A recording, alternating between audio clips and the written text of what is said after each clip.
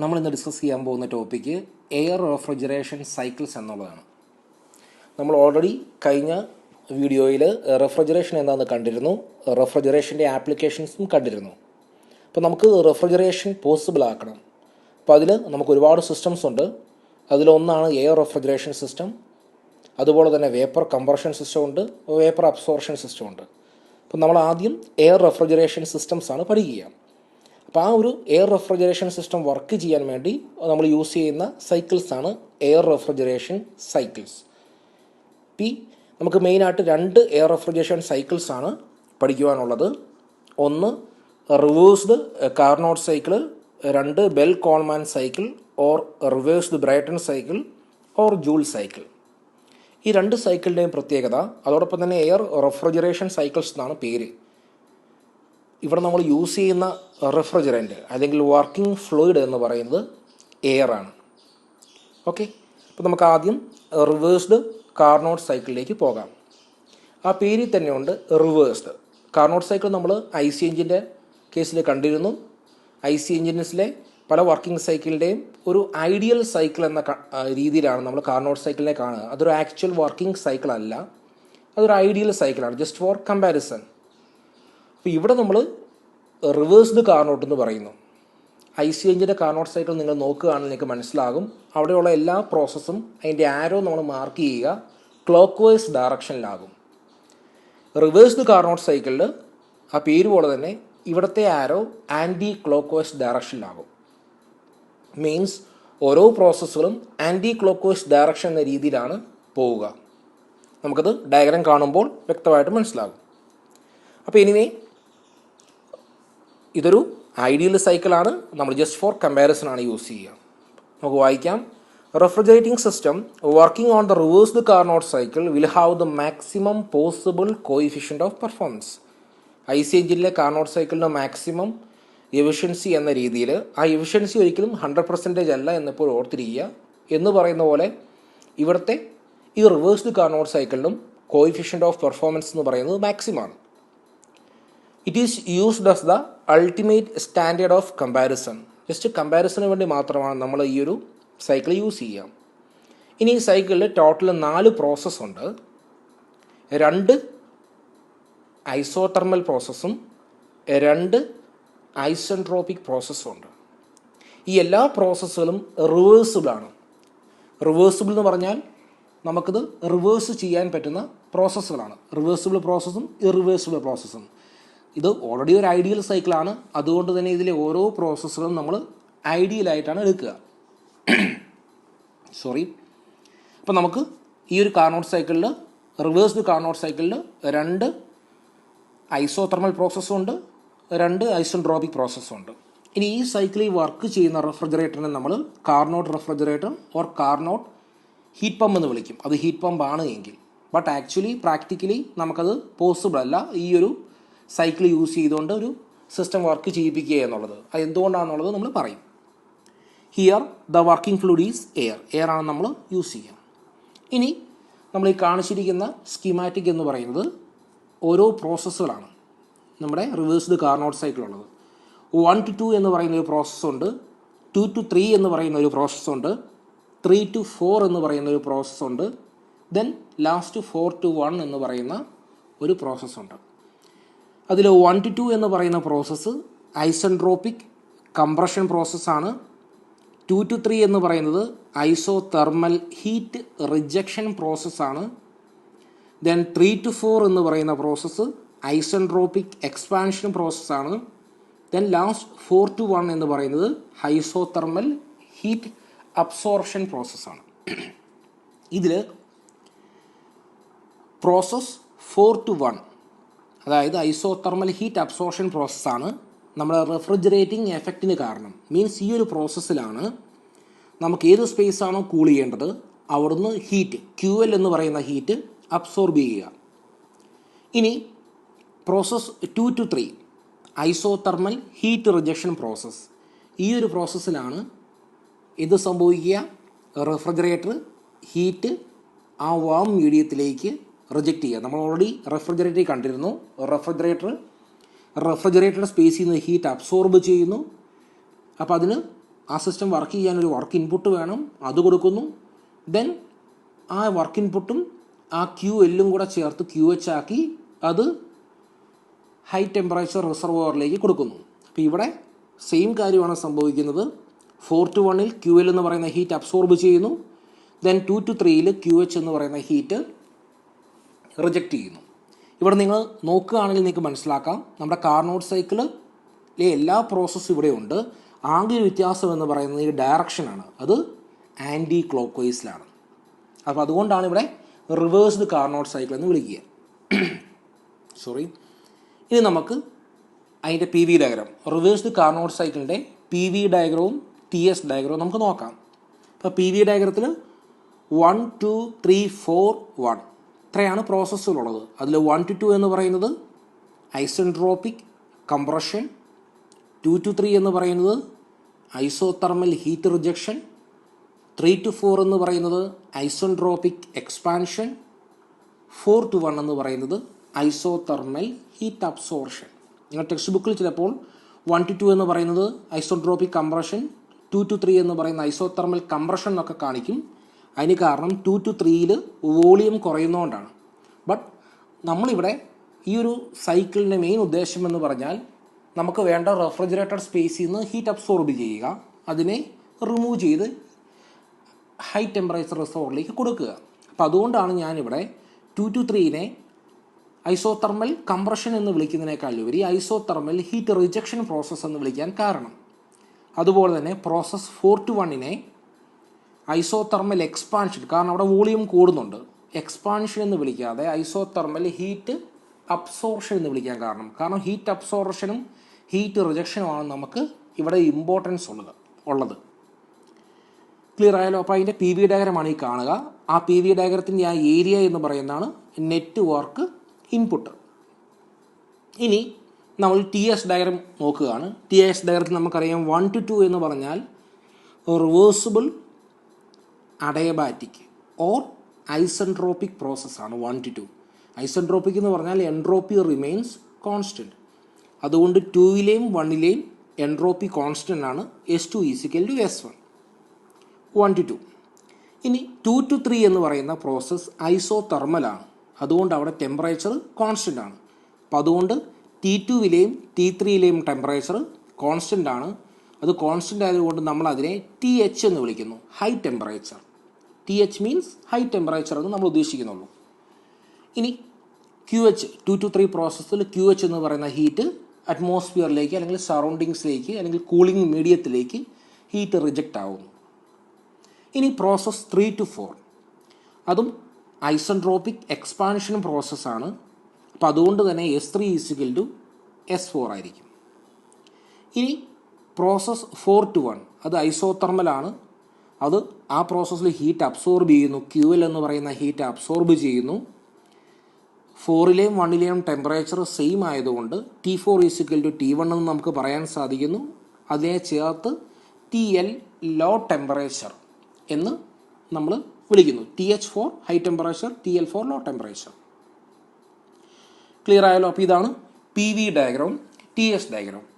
ഇനി ഈ PV ഡയഗ്രവും TS ഡയഗ്രവും വെച്ചുകൊണ്ട് നമ്മൾ ഈ റിവേഴ്സ്ഡ് കാർനോട്ട് സൈക്കിളിൻ്റെ കോയിഫിഷ്യൻ്റ് ഓഫ് പെർഫോമൻസ് അത് നമുക്ക് കാൽക്കുലേറ്റ് ചെയ്യണം.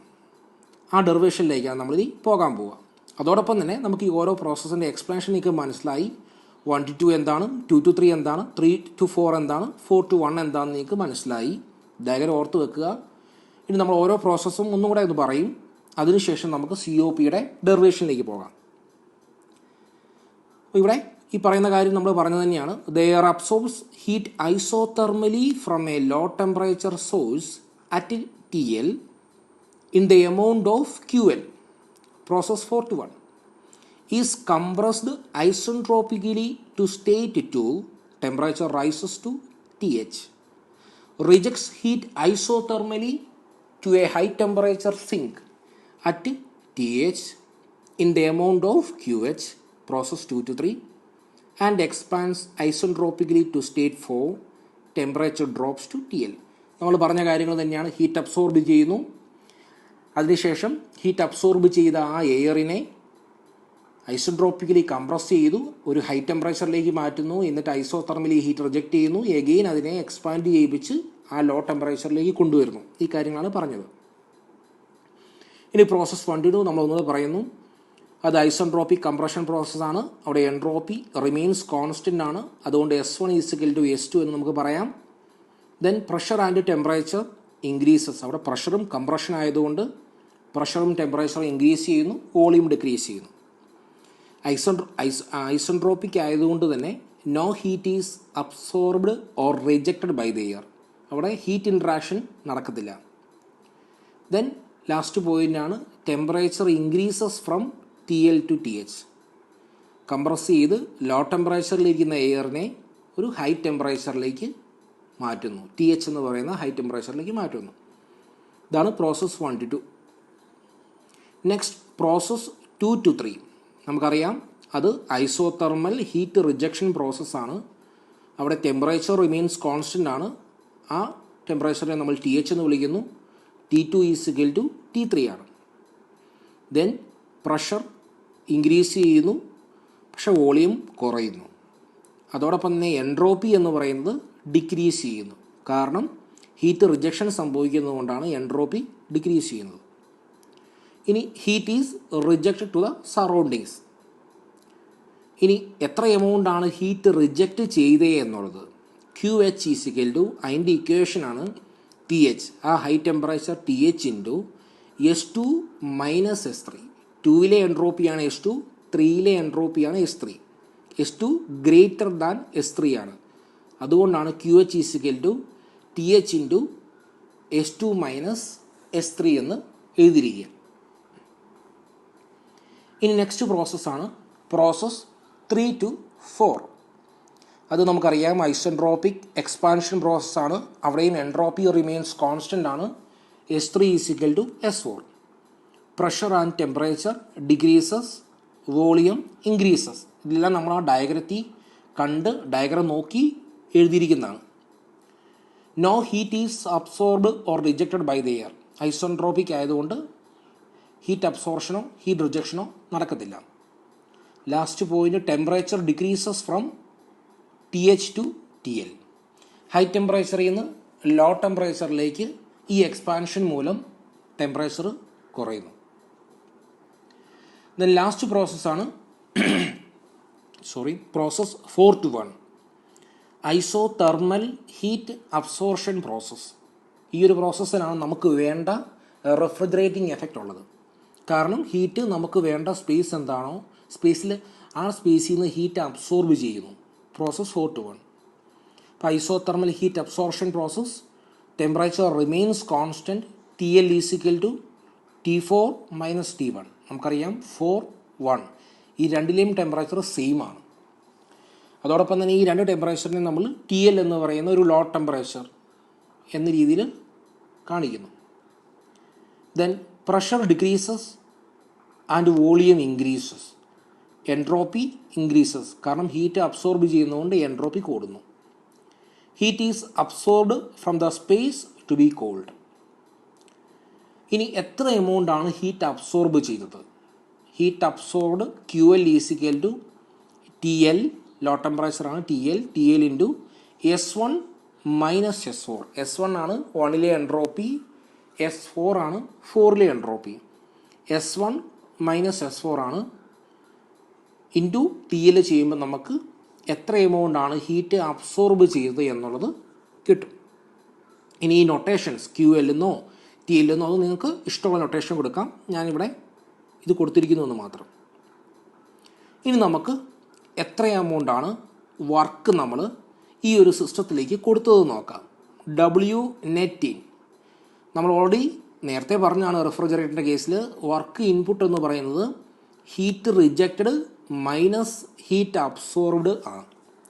ഇവിടെ ഹീറ്റ് റിജക്റ്റഡ് നമുക്കറിയാം QH ആണ്, ഹീറ്റ് അബ്സോർബ്ഡ് എന്ന് പറയുന്നത് QL ആണ്. അപ്പോൾ QH - QL എന്ന് പറയുന്നതാണ് W net ഇൻപുട്ട്. QH നമ്മൾ ഓൾറെഡി നേരത്തെ പറഞ്ഞു TH × S2 - S3 ആണ്. QL എന്ന് പറഞ്ഞാൽ TL × S1 - S4 ആണ്. ഔത്തിന്ന് നമ്മൾ ഓൾറെഡി അറിയാം S2 എന്ന് പറയുന്നതും അതുപോലെ തന്നെ S1 എന്ന് പറയുന്നതും ഈക്വലാണ്. കാരണം 1 to 2 എന്ന് പറയുന്ന പ്രോസസ്സ് ഐസെൻട്രോപ്പിക്കാണ്. അതുകൊണ്ട് S1ഉം S2ഉം ഈക്വലാണ്. അതുപോലെ തന്നെ S3 S4ഉം ഈക്വലാണ്. കാരണം അത് ഐസെൻട്രോപ്പിക് എക്സ്പാൻഷനാണ്. ഐസെൻട്രോപ്പിക് ആയതുകൊണ്ട് S3ഉം S4ഉം ഈക്വലാണ്. അപ്പം അതുകൊണ്ട് തന്നെ നമുക്ക് ഈ വർക്ക് ഇൻപുട്ടിനെ നമുക്ക് ഇങ്ങനെ എഴുതാൻ സാധിക്കും. S1 minus S4 into TH minus TL. Okay, കാരണം ഈ S2വിൻ്റെ സ്ഥാനത്ത് നമ്മൾ S2 ഈക്വൽ ടു S1 ആയതുകൊണ്ട് ഇവിടെ S1 കൊടുക്കുന്നു. അതുപോലെ തന്നെ നമ്മൾ ഈ S3യുടെ സ്ഥാനത്ത് S4 കൊടുക്കുന്നു. കാരണം S3യും S4 ഈക്വലാണ്. അപ്പോൾ നമുക്ക് S1 മൈനസ് S4 എന്ന് പറയുന്ന ടൈം കോമൺ ആയിട്ട് എടുക്കാം. ദെൻ TH മൈനസ് TL നമുക്ക് കിട്ടും. അങ്ങനെ നമുക്ക് വർക്ക് നെറ്റ് ഇൻപുട്ട് നമുക്ക് കിട്ടി. ഇനി നമുക്കറിയാം COP എന്ന് പറഞ്ഞാൽ ഡിസൈർഡ് ഔട്ട്പുട്ട് ബൈ ഇൻപുട്ടാണ്. ഒരു റെഫ്രിജറേറ്ററിൻ്റെ കേസിൽ ഡിസൈർഡ് ഔട്ട്പുട്ട് എന്ന് പറഞ്ഞാൽ ഹീറ്റ് അബ്സോർബ്ഡ് ആണ്. അപ്പോൾ അതുകൊണ്ട് നമുക്ക് COP ഇങ്ങനെ എഴുതാൻ പറ്റും.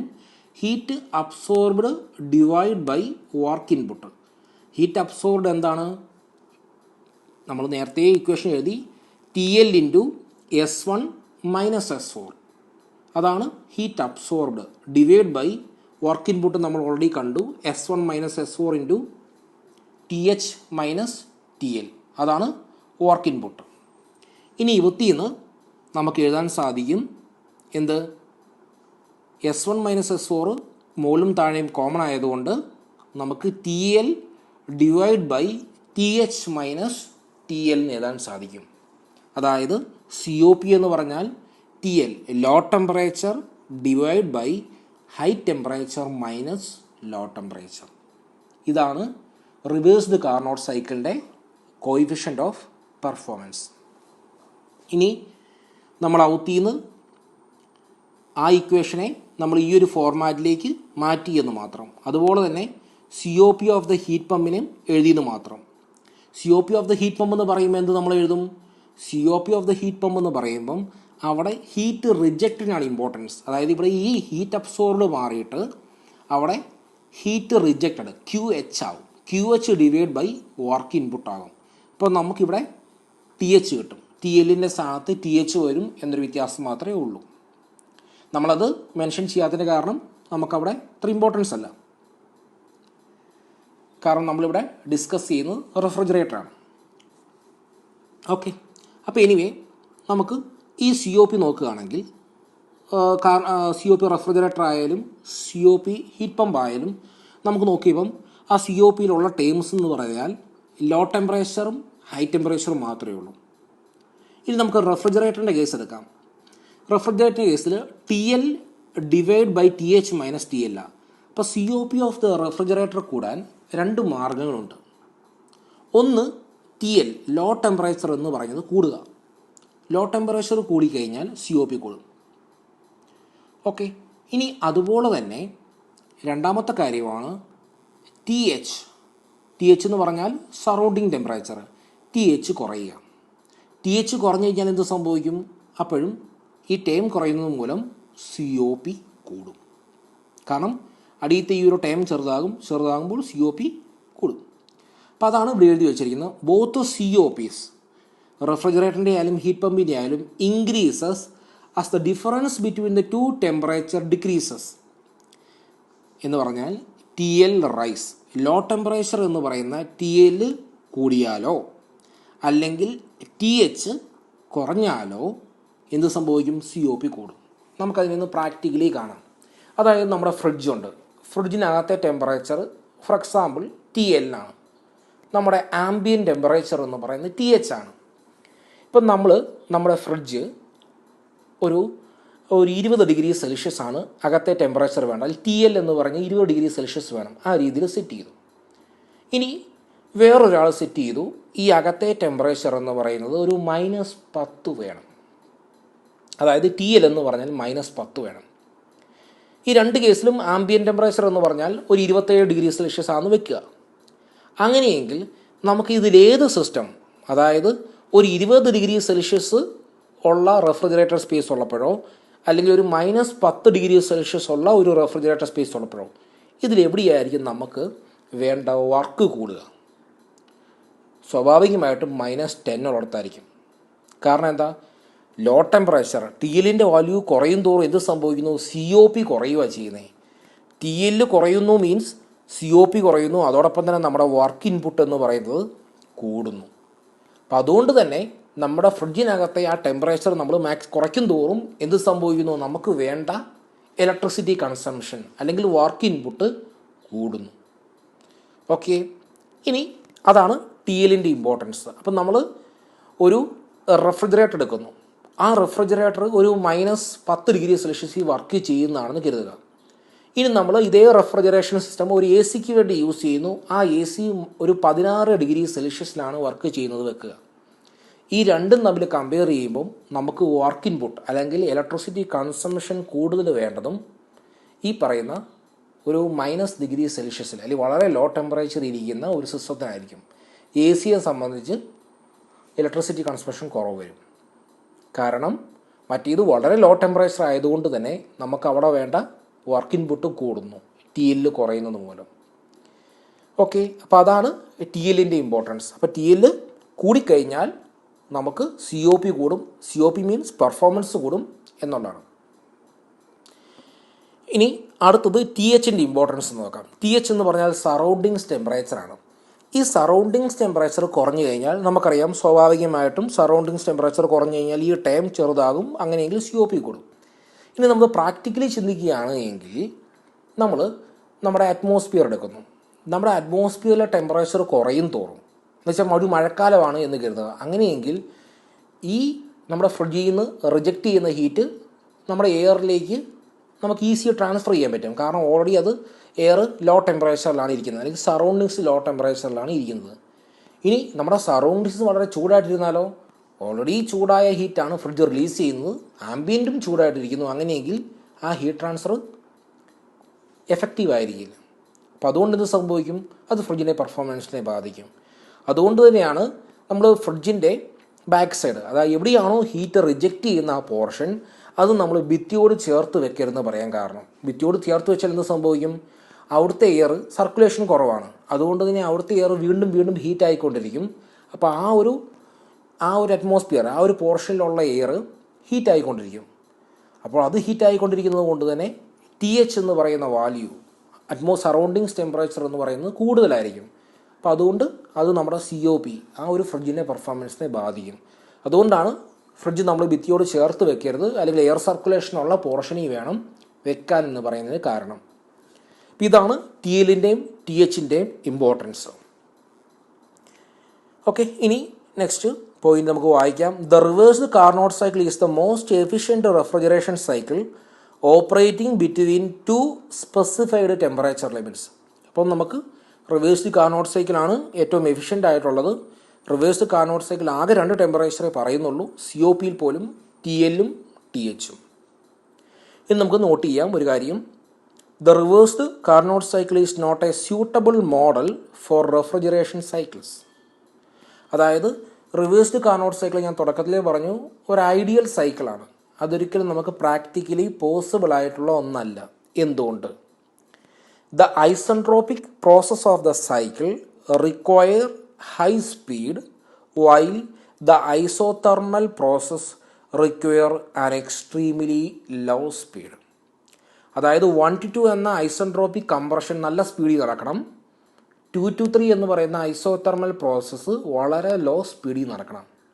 Again 3 to 4 high speed, 4 to 1 വളരെ ലോ സ്പീഡ്. അപ്പോൾ നമുക്ക് പ്രാക്ടിക്കലി അങ്ങനെ ഒരു സിസ്റ്റം, വളരെ സ്പീഡ് കൂടി, ദെൻ സ്പീഡ് തീരെ കുറഞ്ഞു, ദെൻ എഗെയിൻ സ്പീഡ് ഭയങ്കരമായിട്ട് കൂടി, സ്പീഡ് തീരെ കുറഞ്ഞു, അങ്ങനെ ഒരു സിസ്റ്റം നമുക്കൊരിക്കലും ഡെവലപ്പ് ചെയ്യാൻ സാധിക്കില്ല.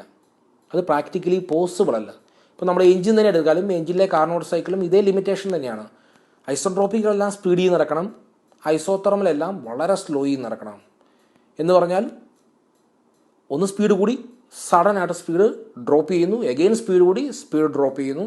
അപ്പോൾ അത്തരത്തിലൊരു സിസ്റ്റം നമുക്ക് പ്രാക്ടിക്കലി പോസിബിൾ അല്ല. അതുകൊണ്ട് തന്നെ ഇതൊരു ഐഡിയൽ സൈക്കിൾ എന്ന രീതിയിൽ, ജസ്റ്റ് ഫോർ റെഫറൻസ് എന്ന രീതിയിൽ നമ്മൾ കാണുന്നു. ഓക്കെ, അപ്പോൾ നമ്മൾ റിവേഴ്സ്ഡ് കാർനോട്ട് സൈക്കിൾ പറഞ്ഞു. ഇനി നമ്മൾ നെക്സ്റ്റ് ക്ലാസ്സിൽ റിവേഴ്സ്ഡ് കാർനോട്ട് സൈക്കിൾസിൻ്റെ പ്രോബ്ലംസ് നമുക്ക് ഡിസ്കസ് ചെയ്യാം. Thank you.